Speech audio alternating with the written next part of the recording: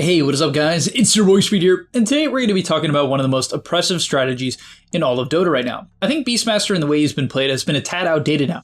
People are still trying to make the Ags work, and while I don't think the Ags drums build is bad, it's a lot worse than it used to be. This used to be probably the best Beastmaster strategy. Now Wild Hunt is just way too good.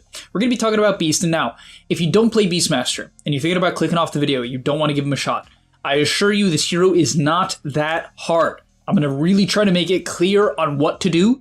It's not that micro-intensive. Yeah, it's a little bit. It takes a little bit of practice, but the payoff is there. This hero is absolutely incredible in its current state, and let's get into it. On top of that, go sign up to the gameleap website, guys. I'm posting new content over there almost every day, and I'll see you there. So first of all, what is Wild Hunt? Why is it so broken? Basically, it makes it for every unit you have, you get attack speed bonuses, and that applies to the unit. So you get more attack speed on your hero, your Hawk gets more attack speed, it drops based on attack speed, your boars get more attack speed, and your Helm Dom gets more attack speed. And for each and every one of these units, depending on the level of Inner Beast, you get more attack speed. This is obviously incredible because you can have 4, 5, 6 units depending on which neutral creep you have, and so you're getting a ton more attack speed. It's pretty bonkers how much damage you're dealing.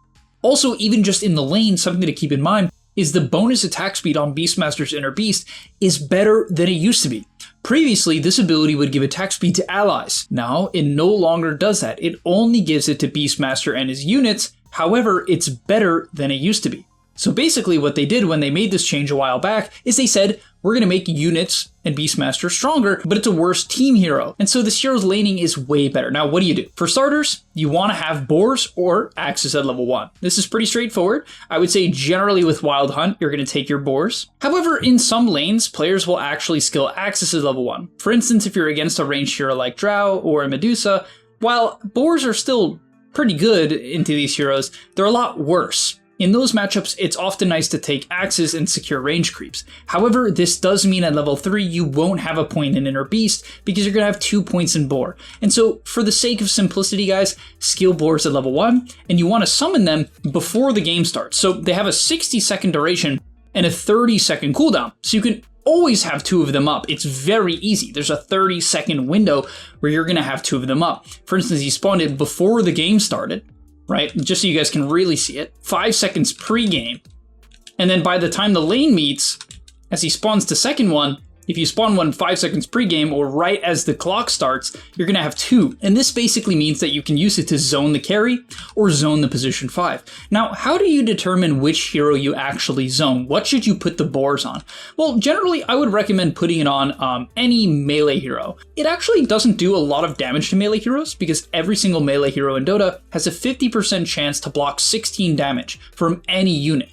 And as a result, they take less damage from boars, but it's more about the slow and the attack speed slow. Boars are a 10% attack speed and movement speed slow, it does both, and so it's really good at pressuring heroes like Tusk. Now in terms of starting items, this build is the most common by far, and I recommend you go at every single game.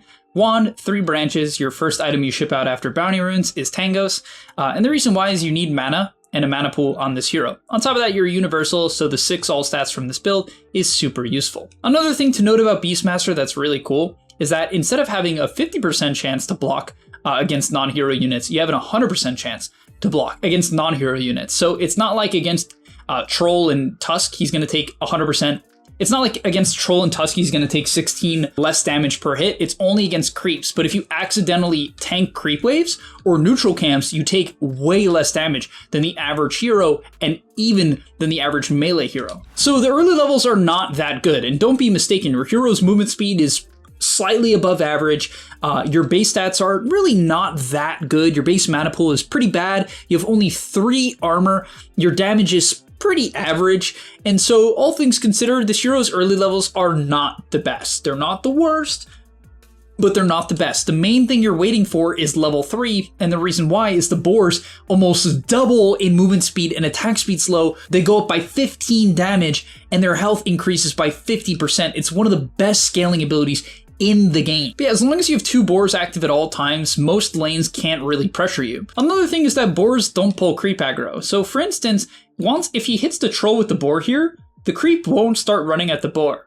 As a result, in favorable matchups like Slark or Ursa, Beastmaster is completely unplayable for these heroes. And I'm dead serious. This is like one of the worst matchups in the game. Like, if you try to play Slark into Beastmaster and the Beastmaster knows what he's doing, you can't lane at level 3 because Slark can't hit the boars. It's never going to be favorable, especially if there's 2 of them. And on top of that, it doesn't pull creep aggro. And so the boars can just keep whacking melee heroes without ever killing themselves. So at level 3, this is when your hero becomes pretty insane. 2 boars, inner beast, they get the attack speed, you all get the bonus attack speed, and so now your hero hits really, really fast, and these boars slow for a lot. Now, this lane is specifically designed to counter him. So you can imagine in pubs, if they don't have 2 counter heroes to you, you're going to destroy them. Now, Tusk isn't the best against Beast, but Troll is really, really good because it's a little hard to hit him with the boars. And if you try to man up, he has slows, a range slow to go on the boars, and then the mischance. So it's not like the best hero against Beast. The best hero against Beast is generally Gyrocopter, which apparently is playable, but the literal best hero is Shen, which is completely untouched in low MMR. So I would say its worst matchup is just not even a hero in the game. So yeah, with 2 boars, what you can start doing is just putting them on the enemy carry. As I said, the majority of carries cannot deal with 2 full HP boars. And if the enemy position 5 is a hero like Disruptor or Shaman or Shadow Demon that just does not have a real way to deal with boars, you will win the lane. You just put the boars on the enemy carry, don't run them under the tower, and you will win the majority of the lanes. On top of that, your first item is a regen item. Another reason why this hero is such a good laner, because you get 4 armor and HP regen. Right? All of a sudden you have 8 armor, 8.1 regen, you have a wand, branches, it's just kind of insane to the point you get. Now look at this, right? This is what you do. And again, this is not Beast's best matchup. Troll can actually hit the boars. But look, just putting them on the Troll, 27, 27, 27, with the attack speed slow. Yeah, I mean, honestly, he probably could even be a bit more aggressive with the boars. It's just a little difficult to control. So things get even better at level 4, right? You get another 15 attack speed on you and your units. You get an extra bonus attack speed from your Wild Hunt. And now level 5, your boars get even better. Another 8% slow, 15 more damage, and more health. And yeah, you're just nasty tanky. I mean, look at this. This is the timing. He's got 2 boars, both of them slow for some crazy amount. The Tusk tries to go on him, and usually Troll Tusk can kill most heroes, but he's got a 13 wand, a Lotus, 8 armor, and these things are slowing attack speed. You can see he puts 1 on the Troll and 1 on the Tusk, eventually switching over to the Tusk, and he's perfectly fine. Also, when you summon a Hawk, you get more attack speed. And what's really interesting is the Hawk attacks based on attack speed. And so Call of the Wild Hawk is a much better ability with Wild Hunt because you're actually skilling Inner Beast, and it's just even better with the bonus attack speed. So yeah, I mean, pretty crazy, right? Like, this Hawk just dives an insane amount with this Facet and with this skill build, to the point where, yeah, again, most heroes cannot lane into. And for the standard Helm of Dom timing, you want to aim for around a minute 8 Dom. That's a good timing. You get 7:30. Best case scenario, you get a couple kills in perfect CS. You can get like 7, sometimes late 6, but you want to aim for around 8. Now, this is why the hero can be really crazy. So you have 2 options. If you have a favorable laning matchup, you can just try to take the tower once you get the Helm Dom. You're going to have Roar and Helm, usually around the same time, and you want to try to Roar the enemy carry and kill them with the Helm Dom creep. Pretty straightforward. Or you can make the advanced play, which is what he's doing here, just collapsing on mid. They come in, they go with the T8. Oh, barely gets a Centaur Stomp. Really nice disruption from the Shadow Demon. But at this point, you're forcing a fight on this hero's nasty timing. He's got his 2 boars with him, which deal 1 billion damage at this point, as I was mentioning. Unfortunately, they kind of get run over by the Primal Beast here. Otherwise, let me tell you, these boars will carry these early game fights. I mean, they will straight up carry. So really, the main thing you have to do on this hero is just constantly summon boars. Right when it's up, summon. Up, summon. Up, summon. Rinse, repeat, rinse, repeat. Now, in terms of items, there's a couple of different routes that people go here. I'm going to discuss them all. So first of all is immediate Helm Dom 2 with no boots. Personally, I'm not a huge fan of this. I think boots are good. The reason why is you can die and it lets you close the gap for Roar, right? So the boots are nice with that. The second build is what he's doing, which is rushing drums, which gives you movement speed. So it's kind of like a boots replacement. And then it's more attack speed for your units. You're just going to run at objectives. The last build is buying boots into Helm Dom 2. And that build's, in my opinion, the most standard. You go Helm Dom 1, then boots, then Helm Dom 2. and use the Helm Dom 2 to take towers. Now, the reason why a lot of people like Helm Dom 1 is the fact that you can get this troll creep, and I'm not kidding.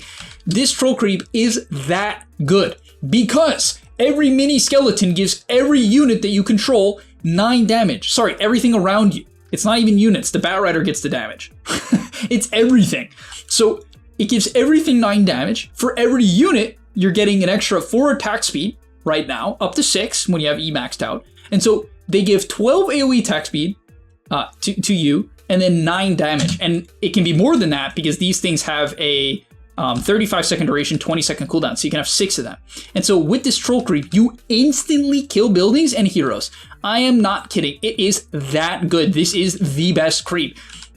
Yeah, like this troll walks up. I don't really know what he's thinking. They want to poke. Again, it's a bit of a tough matchup, so it's not that easy to pressure him. Like certain melee heroes that have to walk up to the creep wave instantly die. But yeah, if you get one of these troll creeps to the tower, which, okay, unfortunately they're taking a fight here. I would have loved to just show him eviscerate the tower, but they take a fight. At this point, you deal 1 billion damage. I mean, look at this. Almost no commitment. You don't even have to run your hero in. You can click roar and sit on the outside and just watch your units get to work. And yeah, they're creating chaos, right? The roar stunts up the tusk, summons more skeletons for damage. The Primal Beast, pretty good against Beastmaster. Definitely is a little annoying that your units are dying pretty quickly to this hero, but yeah, whatever. It's an easy fight, and that's mainly because this hero is just insane. He's got 1500 health, bought Belt of Strength. I don't know why. You should definitely buy the Windlace if you're buying drums first. The Windlace is the most important item, then the belt, and then the mantle. So at this point, you have 2 options, guys. You can play the hero in 2 different ways. If you think your team comp is really good in the early game, and the enemy team is weak, you can go take mid tower. And so in this game, he feels pretty strong, and with the troll creep, again, you just instantly kill towers. I mean, they have to immediately glyph, and with the drums, unfortunately, Primal Beast shows up to try to stop the fun. But yeah, I mean, look, that tower was, what was it when he walked up? Okay, quite a bit above half, like 1/10 above half. And in a matter of seconds, you remove the tower from the game with the troll creep. Now, to be fair, with any creep, you can kill buildings. You do not need the troll creep. It's the best, though. Any creep is fine. They'll all do. You don't have to like run around looking for looking for the troll creep. It's totally fine to take any of them. Or the other gameplay, guys, even though this mid fight goes really well and clearly was probably the best play he could make, it's just a farm.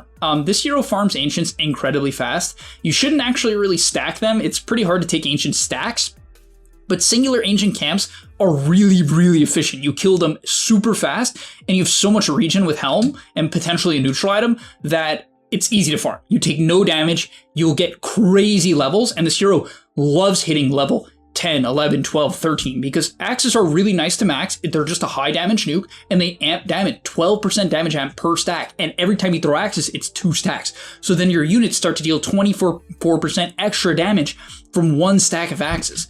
Plus they help you farm, and they're low mana. And the talents on this hero are not bad either. People kind of go back and forth. We'll see what Saberlight takes this game. He's really good at this hero. As again, another mid-fight breaks out, just being completely annoying, puts the unit on the Primal Beast here, can't finish him off, switches to the nearby unit, and usually you just kind of hit the closest person as the Hawks start to go to work. Fight doesn't go exactly how they want it, so they have to kite out as another boar resummons here. And the TA commits really hard into a boar, into a hawk, pops the drums, so the boar is going nuts, and the hawk begins to take flight. And the hawk prioritizes heroes, so it's really good. Like, these hawks just jump and jump and jump with Wild Hunt and drums. Okay, so he ends up taking the Inner Beast Magic Resist, which is really awesome. It just gives 8% Magic Resist.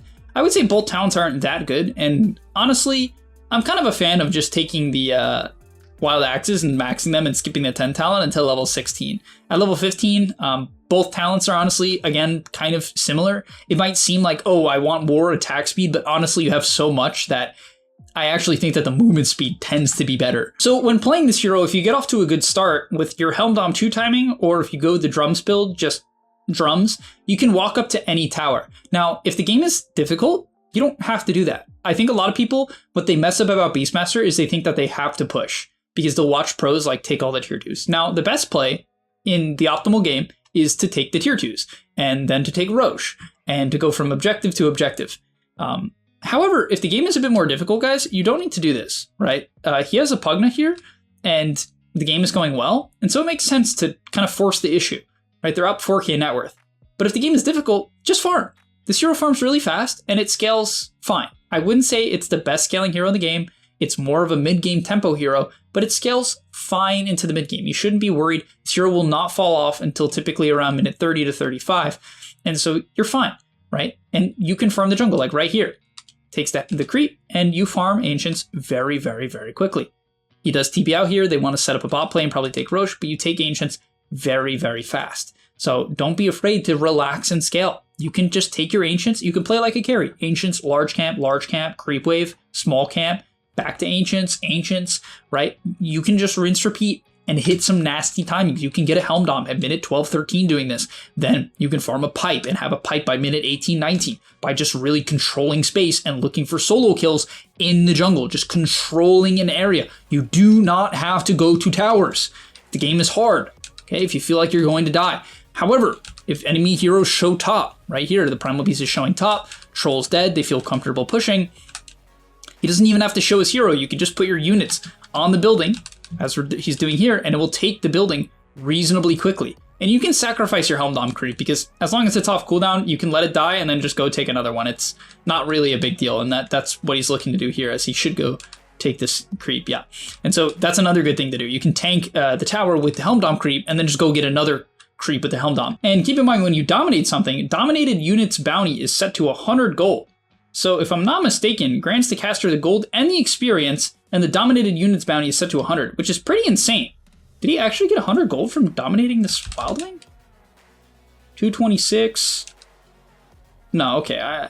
Okay. It can't go higher than that. So from dominating Ancients, you don't get the full gold. I see.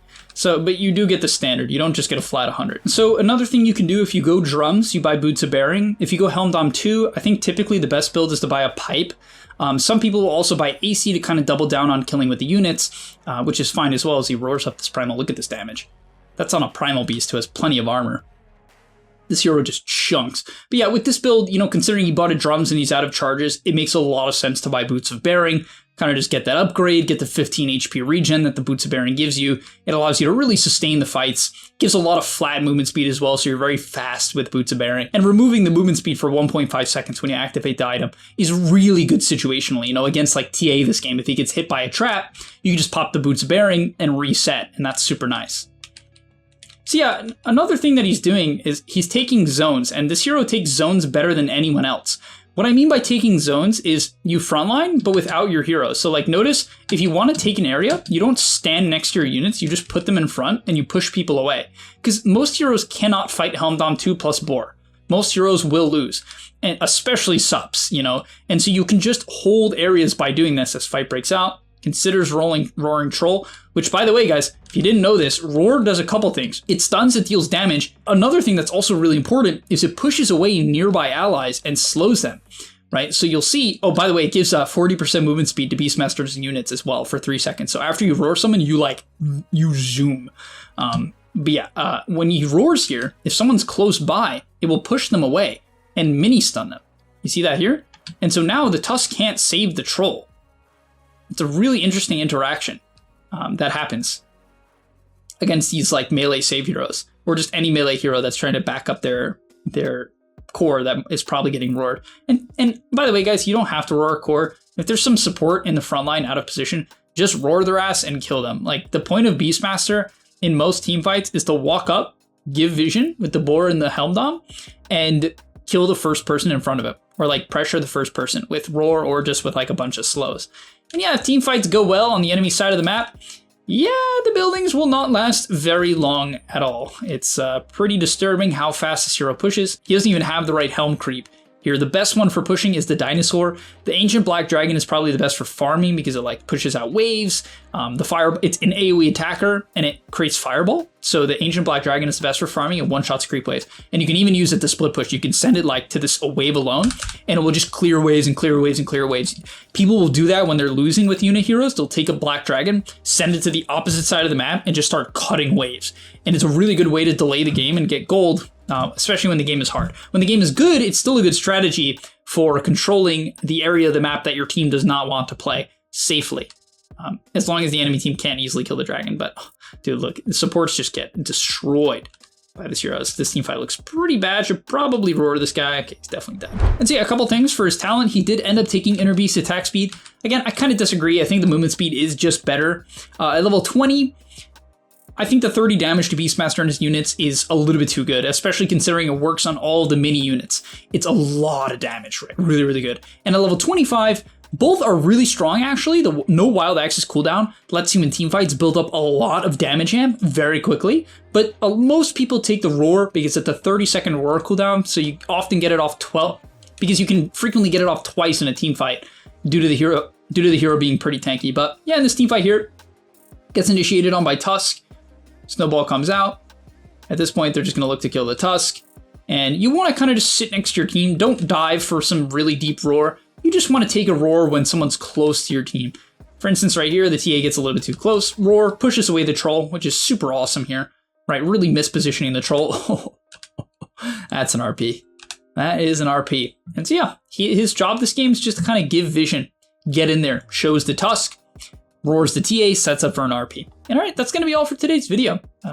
Hopefully you guys enjoyed. In terms of late game progression, Blink Dagger is good in some games. BKB is necessary. AC, Pipe if you're snowballing is one of the best items after Helm Dom. If you're trying to end the game and the enemy team is magic damage, by Pipe. AC, Hex in the late game. Late game, you just kind of scale into utilities. So items like AC, Pipe, Hex, whatever your team needs. But all right, that's going to be all for today's video. I think this hero is pretty broken if you know what you're doing. Mainly due to the fact that its laning is just ridiculous. And I'll see you in the next one. And that's all, but remember, before you leave, come on, before you tune out, subscribe to the GameLeap website, where we are going to help you get to the next rank. If you're stuck, click the link down below, and I'm out. Peace.